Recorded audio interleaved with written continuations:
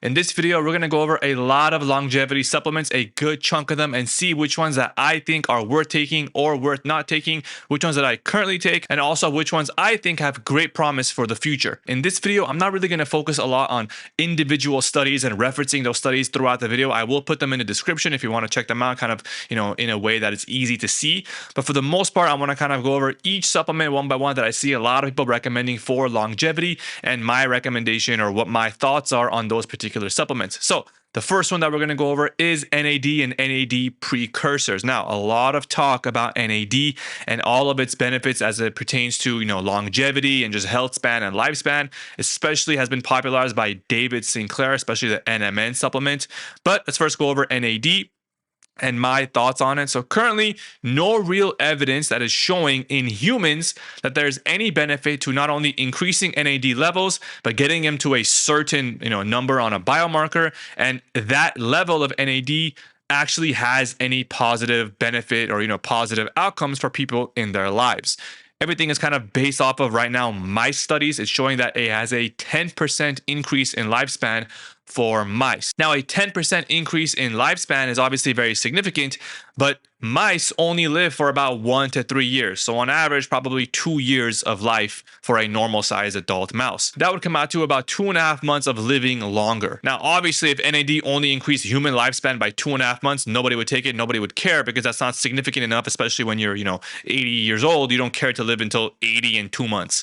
But a 10% increase for humans that live on average 75, 80 years would be an increase of about 7 to 8 years, which is a massive amount of time. That's a long time. The problem is, most likely, it's not going to, directly translate to humans in a one-to-one way as it does with a mouse. So, for example, a mouse living 10% longer is not necessarily going to mean that humans can live 10% longer. We might only live 1% longer. So maybe an extra year or half a year on top of whatever you're living. That's just speculation on my part. I don't think it's going to be a 10% increase in humans by just taking one supplement, NMN, NAD, or whatever. But I think there might be some promise in this in the future. The problem I have with a lot of these NAD science and this NAD, craze is that there is no real scientific backup as to why this is important for human beings. Now, obviously, NAD levels decrease as we age, and it's involved in, thousands and thousands of mechanisms. So there is probably some benefit to getting your NAD levels back up to what they were when you were younger.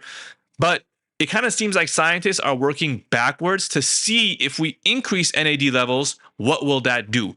Instead of linking NAD to a specific disease and saying, okay, NAD is a major contributor to a particular kind of disease. So if we increase NAD levels, we will reduce the amount of or risk of getting this disease so that a person can then live longer. The science doesn't make sense to me for someone to be like, oh, if we just increase NAD levels because they're low, people will live longer. That logic doesn't really make sense. So I think them going about it that way is not really going to find any benefit because there's 1,000 ways that people can die, right? People can die from cancer, heart disease, high blood sugar, high blood pressure, hormone dysfunction. What else is there? Thyroid dysfunction, whatever there is. There's millions of ways people can die.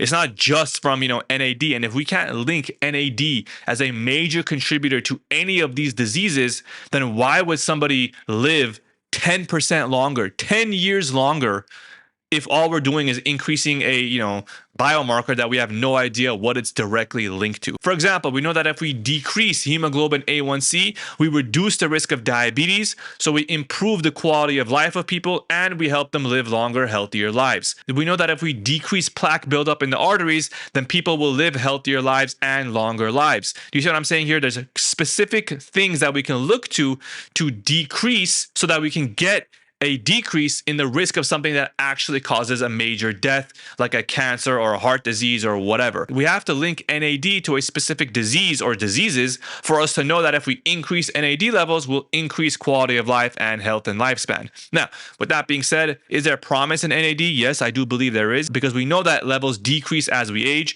They're healthier when we're younger, and people feel, generally better when they're younger. So maybe a combination effect of increasing NAD and increasing NAC, for example, those kind of stuff can lead to a healthier, longer life. But, that remains to be seen. We have a lot of science to do in that regard. But Either way, let's say you do want to take NAD, you believe in it. Which ones do I think are kind of worth it? There's NAD, which you can take only as an IV. There are really no NAD oral supplements because it's too big for the body to absorb. So the only way to take it is through, an IV. In my opinion and experience, getting an NAD infusion is very costly, time consuming, and inconvenient. These are very big factors that contribute versus just taking one little pill every single day. It's costly because it's about $300 to $400 per session if you want to get an NAD, and if you want to get it, multiple times a month, you're looking at thousands and thousands of dollars just for an NAD booster. It's also time consuming because the infusion takes about 1 hour for it to occur, and it's inconvenient because you have to go sit somewhere, in a med spa or something like that for 1 hour at a time per session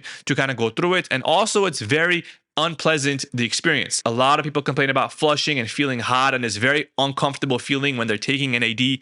So all those things combined, I think NAD infusions are kind of out of the question. They're very unnecessary unless we can get better at the way that we give them in terms of their, method of infusion. For now, I think NAD infusions are not an efficient way to get your NAD. Now there's NAD precursors. The main popular ones are NMN, NR, and niacin, which is vitamin B3. So the way that we can increase NAD levels is either by taking one of those three supplements. So previously, people thought that if you took NMN, that would break down into NR. NR would then enter the cell, turn back into NMN, which then turns into NAD. Whereas if you take NR or niacin, that directly enters the cell, turns into NMN, and then that turns into NAD. So it seemed like NMN was an inefficient way to take, NAD boosters because it had to break down before, then enter the cell, then turn back into NMN, and then become NAD. However, recent research has found that there's actually another transporter that can directly intake that NMN so that it just stays as NMN the entire time and then turns into NAD, thus theoretically being more efficient.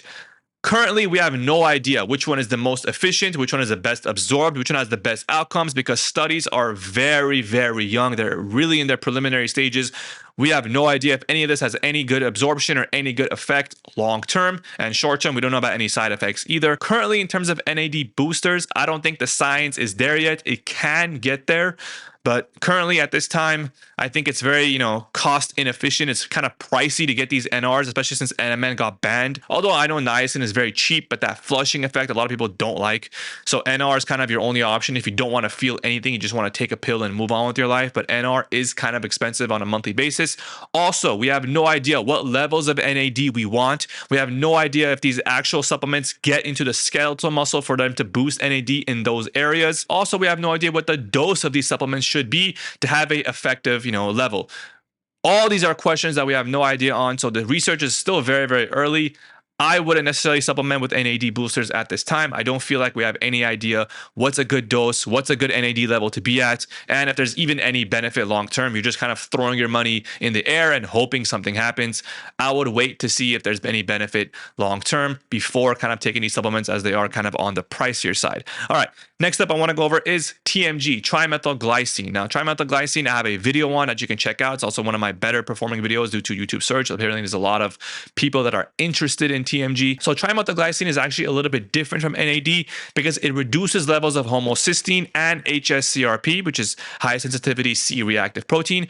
And both of those biomarkers are linked to reducing a disease risk, mainly heart disease. So we know that TMG can reduce the levels of homocysteine and HSCRP. Lower levels of those lead to a lower level of heart disease. So that's why you can say that TMG probably has a good cardiovascular benefit long term because it reduces the level of this, which causes less of this. However, again, there is no study that directly says TMG will reduce your risk of heart attack or stroke or help you live longer. It's just theoretical, but this theoretical makes a little bit more sense because we're not just throwing something in the air like NAD and saying, oh, levels decrease over time, so if we boost them up, we should be healthier. In this case, we know that if we reduce levels of homocysteine and HSCRP, that will help with cardiovascular health. So a little bit different there. That's why I think TMG is a better supplement to take if you want to take something for longevity and you've heard of TMG. However, I would check out my video on TMG first and kind of see the studies, one by one that I go over, and then do your own research and obviously talk with your healthcare provider if that's something that you want to take. But I think the dose of TMG is around 1 gram per day. And it also helps with exercise performance, but obviously you need to be exercising to get that benefit. Hopefully everyone is exercising because that's a major factor for longevity. But pretty much TMG, I think there's promise in that one. I don't think it's, as early in the stages of NAD. I think it has some benefit, and I think it is something that people should consider if they want to take something for longevity, especially older folk, not so much on the lower side. Now, something that I think everybody should be taking is a good quality multivitamin, especially ones that are high in vitamin D, magnesium, and fish oil. Most likely you would have to take those 3 supplements on the side because there's not many multivitamins that have high doses of vitamin D, magnesium, and fish oil. But a good quality multivitamin to start with to kind of make sure you're covering all your bases when it comes to nutrition, making sure you're getting enough, B1, B2, B3, all of those, B12, vitamin C, iron if you need it. Some people are iron deficient, zinc and copper, so on. But I think a good quality vitamin D at a high dose, obviously testing your vitamin D levels to make sure you're not in the toxic levels, and getting your levels of vitamin D around 50 to 60 is good start. In terms of K2, I have a video on vitamin K2. The studies don't really show that there is benefit for supplementing with vitamin K2. However, I don't think it hurts to take a vitamin K2 with your vitamin D because obviously, yes, theoretically, vitamin K2 should help reduce calcification that may be caused by vitamin D and then the calcium that happens. But in general, it doesn't seem like the studies are showing benefit for that. I wouldn't really, take vitamin K2 in the hopes of, it's going to reduce my plaque and kind of go with that mentality. You should just take it as precautionary, potentially can have some benefits. Most likely it doesn't, but it doesn't really hurt the bank or hurt the wallet to take vitamin K2 with your vitamin D. So I would take them together. Next one is magnesium. Plenty and plenty of benefits for magnesium, mainly for brain health and sleep. Magnesium glycinate and magnesium L-threonate are very popular supplements for magnesium. Those are the ones I take. Mostly I take glycinate. I feel like that one helps me with my sleep and my restless leg more than anything else. So I stick to that one for myself. And then there's fish oil, which obviously has very good benefits for inflammation and heart health, also for brain health, reducing dementia risk, helping with heart health, and also inflammation in the body. So that is something getting a good amount of EPA and DHA, not only from my diet because of, I eat a lot of salmon. So my omega-3 index, which I've tested, is above 8%. So it's at about 9%. I think it was around 10.25% last time I checked it. So pretty good level. You want it to be around 10. That has shown that, it has good long-term benefits. And actually, I want to correct myself. I don't take fish oil supplements. The reason is because I eat a lot of fish. So my omega-3 level is 10.25. That means I get enough EPA and DHA in my diet where I don't have to take a fish oil supplement. However, if someone had low levels of omega-3 or you don't eat any fish, then I think an omega-3 supplement is very beneficial for someone like that to get their levels nice and boosted. There's omega-3 calculators online that I can link in the description for you to check out. Those will kind of help you determine, based off of what your omega-3 currently is, what your dose of omega-3 should be for you to get your omega-3 at the target that you want, around 10 or 8 or whatever you set it as. So I think a good quality multivitamin with magnesium, vitamin D, and fish oil is very beneficial, and it's a good basis for people that may be, lacking those nutrients in their diet. Next, we're talking about some of the powder ones. So creatine, psyllium husk, protein powder, and collagen peptides. There are 4 big ones. I'm gonna go over them one by one. So the creatine and the collagen peptides are a little controversial. A lot of people don't really see benefit in them. A lot of people do see benefit in them. Personally, I think creatine, the studies do show that it's a safe and effective supplement at 5 grams per day, mainly for brain health and muscle building. Those are 2 things that creatine is very beneficial for. If the brain health stuff is controversial, the muscle stuff is not. It'll definitely help you build muscle. And that is why I would take creatine, especially if you're working out, because you want to get your muscle mass at a good level, as that has shown better longevity performance. So again, creatine itself increases muscle mass, which will increase your lifespan and health span because, bigger muscles lead to less bone breakage and things like that. So those are things that can help you live longer. Next one is collagen peptides, which is basically a protein powder in some way, but mostly this is good for skin health and bone health.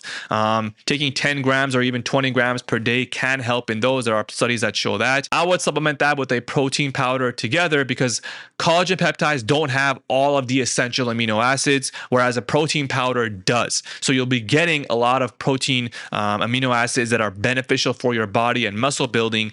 That's what you need in terms of your, getting enough protein. If you're not getting enough in your diet and you need to supplement with a protein powder, that's the one that I would do. And then collagen peptides, I would kind of bump up my protein level based off of, the benefits for skin and bone health. Now, when it comes to protein, you want to get about 1 pound of protein per body weight in pounds. So you convert that if you're in kilograms. I'm American, so we use pounds. So for me, it's a little bit easier to talk in that sense. But about 1 gram of protein per pound in body weight. That's kind of what you want to aim for. If you can get that in your diet, great. No need for a protein powder. If you can't, which most of us can't, I can't. I'm about 150 pounds. Getting 150 grams of protein through my diet is A, expensive, B, tiresome, and D, difficult. It's just, hard to eat that much protein, especially, 8 ounces of chicken for breakfast, lunch, dinner, or whatever is a little bit difficult. So for me, a protein powder, 20 to 30 grams per day helps me get to that level. And, I still kind of enjoy my food and not feel like I'm just eating to hit a goal. Protein powder, you just, chug it in 5 seconds and it's over with. So I would recommend protein powder. I take it if you're not meeting your protein level needs. Now, another one that's very beneficial is psyllium husk. This is basically fiber. This is beneficial because of many reasons. One is heart health. It can reduce triglyceride and cholesterol levels. It can help reduce inflammation, and it can help clean your gut and have you have more regular bowel movements, which is obviously better for your colon and your cleansing. Psyllium husk is great. It's very beneficial. It's basically Metamucil. It's fiber. If you get 30 to 40 grams of fiber in your diet, you probably don't need psyllium husk. But again, it is difficult to get that much fiber in your diet, and probably be bloating or gassy all day and feel a little bit uncomfortable. So maybe you don't want to go that route. Maybe you just want to take your psyllium husk and kind of go on with it in that sense. But plenty of studies showing benefits for psyllium husk. All right, next up, we have another supplement very similar to NAD, and that is NAC, N-acetylcysteine. Glutathione levels decrease as we age, we know that, and oxidative stress levels increase as we age, and we are presuming that it's because of a lower level of glutathione. Oxidative stress obviously causes things like free radicals to occur, which can increase your risk of cancer. Glutathione is your most powerful antioxidant, so you want to take a precursor to increase your levels of glutathione so that you can decrease your oxidative stress. Again, all of it theoretically makes sense. We just don't know what level you want to decrease your oxidative stress at. We don't know what level you want your glutathione levels or antioxidant levels to be at. So supplementing with NAC, again, we don't know the dose. We don't know anything here. Very, very early in the research. I would, again, not worry about N-acetylcysteine unless you're 45, 50 years old. It's a pretty cheap supplement. So, it's not comparable to NAD, which comes out to be very expensive. But taking a low dose of NAC might be beneficial for someone that's a little bit older to try to increase their glutathione levels and reduce oxidative stress. But again, I wouldn't necessarily take it for that purpose, thinking that for sure it's going to help you with that. Research is, young in that regard, and I just don't see any positive outcomes currently with any research showing that there is a benefit with supplementing with NAC long-term in humans. I do have a video on it, so we can check it out. Again, it's a pretty good in-depth video going over specific studies. So that's something that, interests you. You can check out that video as well, as long as the one on TMG, and, make your decision based off of, that and your own research and talking to your healthcare provider. But again, I don't know if NAD, NAC, these things have positive outcomes long-term. We don't have those studies yet, so we're just kind of waiting on those. I wouldn't take it unless, you can kind of take it for trying to do other things. But for now, again, not something that I would be die hard trying to get. Next one is taurine. Again, we know levels decrease as we age, but again, we don't know if the increasing those levels is going to actually have any benefit long-term for people. Very similar to NAC and NAD. The studies we do have on taurine are on mice, showing that increases longevity for them, increases performance, increases, energy. So it's in a lot of energy drinks. A lot of athletes I know take taurine. But again, the studies don't really point in that direction. But again, a very cheap supplement. All of these, they're basically cost to you. So you have to kind of decide, is it worth the cost? I wouldn't do all of them. Maybe you can just pick one and see how you feel. See if any of those three improve your life in terms of NAC, taurine, and NAD. See if any of them or not NAD boosters, and see if any of them actually, have a positive effect on your life, especially if you're a little bit older. Younger people, I wouldn't worry about any of these. Maybe taurine if you're like an athlete and you want to improve exercise performance, because, people in the NBA and NFL and stuff, they do take taurine. So there might be some, slight edge in performance there. If you're competing, might be beneficial for you. But if you're just kind of going to the gym, just to go to the gym and, get ripped or whatever and enjoy your life, I don't think taurine is really going to make a difference. So again, we have mostly mice studies, nothing really on humans. So again, I wouldn't focus too much on taurine and try to take taurine supplements in the hopes that it's gonna, help me live longer and stuff like that. I mean, this is all just adding up to be very, very expensive, especially if you take all of them, right? Everything I've said here currently, pretty much the only ones I've recommended so far are the vitamins, which are all cheap, the creatine, which is cheap, the fiber, which is cheap, the collagen peptides, and the protein powder, which might be a little bit on the more expensive side, but those are kind of, very simple stuff that I've recommended. NAC, taurine, and NAD also can add up in terms of price, but the studies don't show benefit currently. Maybe things change in the future and then we can supplement with it, but for now, we're not really on that level. Now, something I want to go over is medications really quick. So there's weight loss drugs. Obviously, we know Mounjaro, Ozempic, Wegovy. Major benefits when it comes to weight loss and reversing diabetes. These drugs 100% work. They're medications. They've obviously shown clinical effectiveness and safety long term. So if you are, overweight or obese, and it will be beneficial for you to lose weight and you're unable to do it through diet and exercise, for a while you've tried and it hasn't worked, these medications 100% I think are worth it for people like that. It's not worth it for someone trying to lose 5 to 10 pounds, for prom, but it's definitely beneficial for someone trying to lose 15, 20 pounds or kilograms or whatever, because that will have a massive effect on their health long term and their quality of life. They're just going to feel better, feel more confident. So for people like that, I think it's very, very beneficial. I'm a, big proponent of these medications, not because I'm a pharmacist, but because they work. And if you need it for 3, 4, 5 months, take the medication, get your weight down, and then try to maintain it with diet and exercise, which you have to do. You can't be just taking a shot every day for a week and saying, oh, nothing's going to happen to me. No one knows if you take these medications for 10, 15 years, nothing's going to happen to you long term. We know that if you take it for 3, 4, 5 months, like the studies show, there are not really any major side effects that could alter a good population portion of people. So what I mean by that is majority of people will not experience major side effects. Maybe some people will get some minor side effects, or even the thyroid cancer, which has a black box warning for, which is very, very small. And also that effect was only shown in rats, not in humans. So again, we can't extrapolate that to humans, but maybe 1 in a billion chance of that happening or whatever. But overall, I think losing the weight is very beneficial. So taking the medication for 4, 5, 6 months to help you get that extra boost to lose the weight, and then get off the medication and focus on diet and exercise at your stage when you've lost 20 to 30 pounds and now you're a more confident human being, is something that I think people should look into, and obviously speak with their healthcare provider. Do not do a telehealth Mounjaro or Ozempic, Wegovy prescription, because they're gonna give it to you no matter what. If you're you want to lose 1 pound or you want to lose 100 pounds, they're going to give it to you, because that's how they make their money. You pay the $100 for a specific visit for the prescription, and they're going to give it to you. So I wouldn't go that route. Talk to an actual qualified physician in person. Most likely, hopefully it's your general doctor that you have always been going to, so you can have a relationship with that person, and they can help decide, yes, I think this is something that you should be doing or not doing. I wouldn't just pay a prescription, telehealth online, and then get the prescription and kind of go willy-nilly on my own.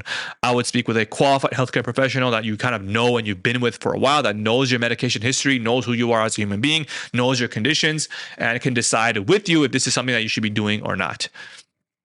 But the drugs definitely work. You should be considering it if you're heavily overweight or obese. Speak with your healthcare provider, and don't be scared of the side effects. You can always just stop taking the drug. Long term, not really anything that's going to happen to people. Next one is heart disease. Now, obviously, there's statins to reduce LDL, and there's a huge, concept on, is LDL actually, the cause of heart disease? It's not the only cause, right? No one's saying that. LDL is, people say like, oh, people that have heart attacks, 50% of them don't even have elevated LDL. Yes, that is true. Majority of people, or a good chunk of people that go to the hospital, don't have elevated LDL. But that's not because LDL is not the cause of heart disease.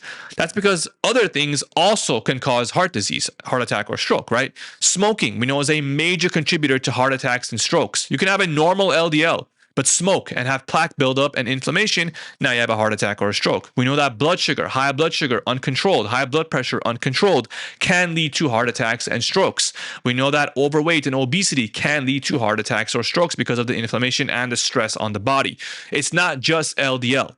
That is not something that anybody is saying here. We're saying that LDL is potentially a individual factor in heart disease and stroke. So making sure that your LDL level is controlled and under, a certain biomarker is just as important as making sure that your blood sugar is under control, your blood pressure is under control, your weight is managed, you're not smoking or drinking excessive alcohol. These are all major factors in contributing of heart disease. So it's not just LDL on its own. Now, I'm not going to go into too much on that. I have another, video that I go over in detail about LDL and my thoughts on LDL and statins.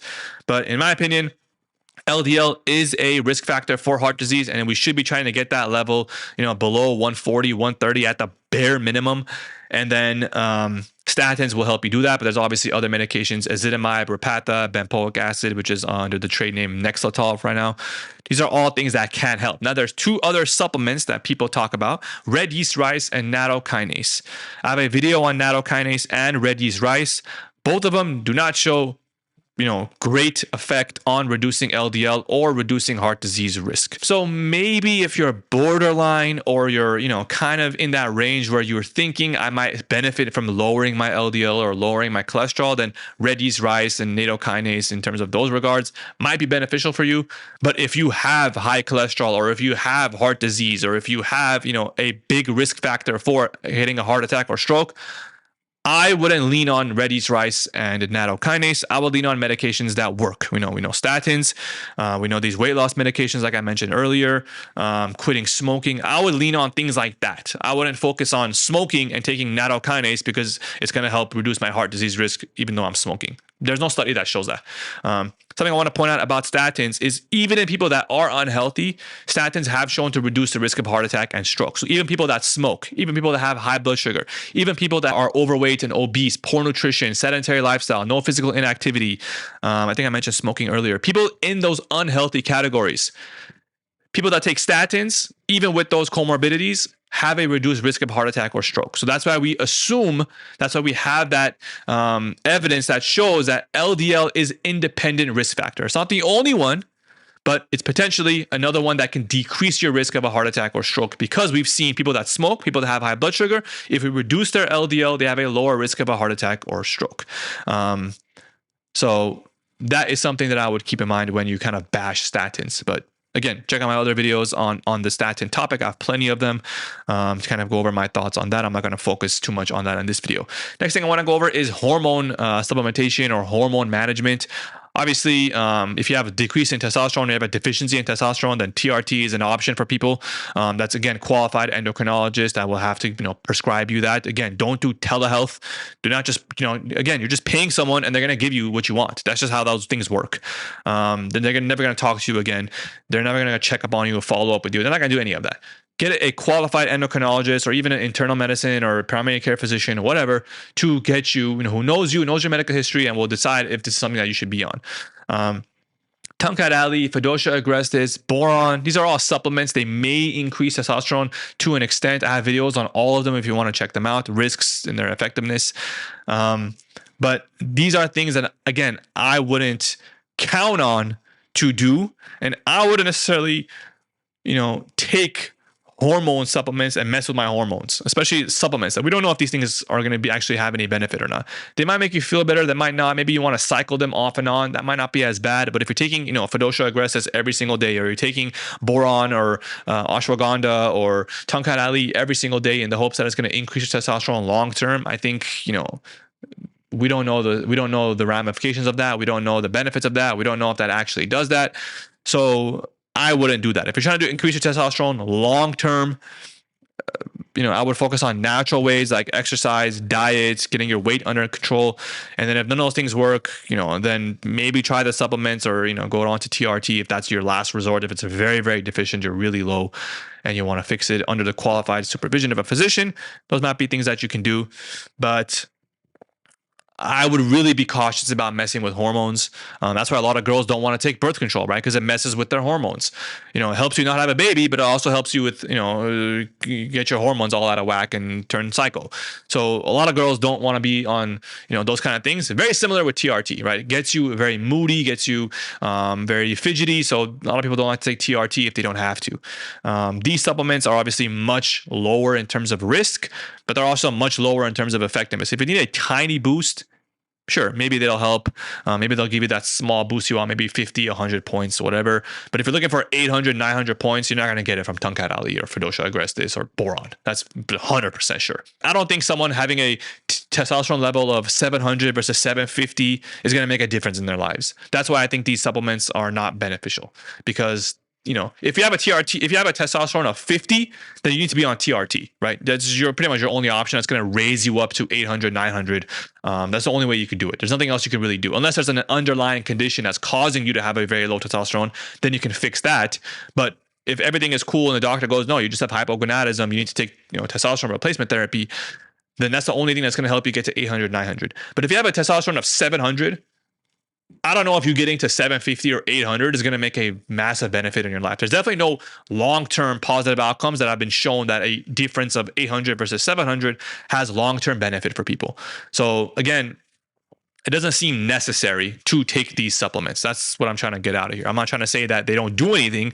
I'm saying they don't really have a necessity in your life. If your testosterone is really low, you need to probably be on TRT. And if it's an average level, this is not going to really make or break your life. It's not going to do much. Just the risk of you becoming fidgety and agitation and other, you know, damages to the organs, possibly, especially with fadogia agrestis, is not really worth the tiny increase in testosterone that is probably not even going to have any, you know, meaningful benefit in your life. So that's all I'm trying to say with the hormone supplements. All right, next thing I want to go over is diet and exercise. So the last two things that I kind of want to mention. So when it comes to diet and exercise, carnivore, keto, Mediterranean, plant-based diets, these are all kind of things that people do.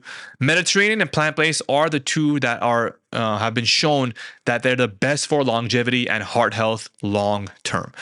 Keto and carnivore and, you know, all these other Atkins, whatever diets, we don't know anything about them long term. We know that short term, you know, especially carnivore and keto and even Atkins can really help with the weight loss. So if you don't want to take Mounjaro, like I mentioned earlier, and need to lose weight, keto is definitely a way that'll help you lose the weight. People have lost plenty of weight on keto. I have no problem with someone going on keto for 6 months or even a year to reduce their weight, because that'll help their, you know, blood sugar, that'll help their blood pressure, that'll get their weight down, which will reduce their risk of cancer and heart disease over time. But I don't think long term sticking to a carnivore or keto diet with an elevated LDL, if that's what happens, is worth it. I think you can use these, you know, these diets as a tool to reduce your weight. But then eventually you're going to have to start introducing some carbs and some plant-based foods and some fruits also as well. Because if your LDL is above 150 or even 200, some people have seen LDL of 300 on keto. Long term, I don't think that that's going to be beneficial for you. I think that will lead potentially to a plaque buildup, inflammation, clogged arteries, heart attack, and stroke long term. Not going to happen to you in the next 6 months or 1 year or even 5 years probably. But if you keep doing that diet for 20, 25 years, chances are of your heart attack or stroke, I think, are going to be much higher. Short term, 6 months, 3 months, 1 year to help you lose weight. I think short term, the benefits are 100% worth it. It's going to help, again, like I mentioned, reduce your risk of cancer because you're going to lose weight. It's going to help your blood sugar, help your blood pressure, and many, many other things as well. So I think short term, very beneficial to be on a keto or carnivore or whatever diet to help you lose weight. But in terms of cardiovascular disease risk long term, I don't think that they have benefit. I don't think that we're going in that direction with these. I think we're going to slowly find out that they're actually causing atherosclerosis. I might be wrong. That's why we have scientists and people that test these things in research papers. But currently, we have no evidence that it doesn't do that. So I wouldn't stick to it long term because, you know, you don't know if it does. But you do know long term that Mediterranean and plant-based are very, very beneficial for people, for heart disease especially. So as long as everything is under control, which you should be focusing on, then you kind of, you know, make sure your diet is healthy. So make sure your weight is managed, make sure your blood pressure is low, make sure your A1C is within range, your blood pressure is within range, your cholesterol levels are all within range. Don't just ignore LDL or ApoB. Make sure that everything is in range and live as healthy of a life as you possibly can. And last thing is exercise. So there's HIIT, which is high intensity interval training. There's low intensity, which is cardio. And then there's strength training. In my opinion, all three of these must have a place in everyone's exercise regimen. So you should be doing high intensity workouts, which is basically sprinting for a few minutes and then stopping and then repeating a couple times, maybe for about 20 minutes total. Something like that. Sprinting for 30 seconds, stopping for 30 seconds, or running hard for 3 minutes and then stopping for a minute or 3 minutes or whatever. And then kind of, just find HIIT exercises online that you can kind of follow. There's millions of them on YouTube and on blogs and whatever. But I think that has beneficial, especially for heart health. Cardio also has benefits for heart health. Doing low intensity, especially VO2 max training, that has been shown to have a lot of benefits for cardiovascular disease. And then strength training, which again, muscle building, again, has shown benefits for cardiovascular disease and also improving your muscle and bone strength, which will help you not break your bones when you get older, when you fall, which is a major cause of death. I don't know if people know that, but hip breaking is a huge risk factor for dying when you're older. Your bones are very soft, very brittle. They can break very easily. And so a lot of old people that fall down, they break their hip, they're not able to recover, and they end up dying as a result of it. Not usually on the spot, but months later they die because their body just can't handle the stress. So you want to have strong muscles and strong bones even as you get older, because that will help you live longer. Again, all three exercises are very beneficial. And I think everyone should not just stick to one and think one is better than the other. Do all three, especially if you can, especially if you have the physical stamina, endurance, and power to do all three. Do them all from the beginning. If you don't, then pick one and then work your way up to the second one, work your way up to the third one, and now you're doing all three all together. That's kind of my rant on longevity stuff. Again, the main ones that I think are beneficial are possibly TMG, vitamins, vitamin D, magnesium, fish oil, creatine, psyllium husk, a protein if you're not getting enough protein in your diet, weight loss medications if your diet is not under control or you're not able to get a good diet and exercise to help you lose weight. You need that extra push for a few months. And I think weight loss medications work. Making sure your heart disease, your cholesterol levels are under control. Make sure your inflammation, your plaque buildup is not reaching excessive levels. Statins are a good way to help reduce LDL. Next we got is hormones. I don't think that they're worth it unless you actually have a clinical deficiency in testosterone to increase testosterone levels. And then diet, Mediterranean and plant-based diets long-term, not sticking to keto or carnivore long-term. And then exercise, making sure that you're doing all types of physical exercise, physical activity in your regimen, high intensity, low intensity, and strength training or resistance training. That's it for this video. Thank you all for watching, and I'll see you next time.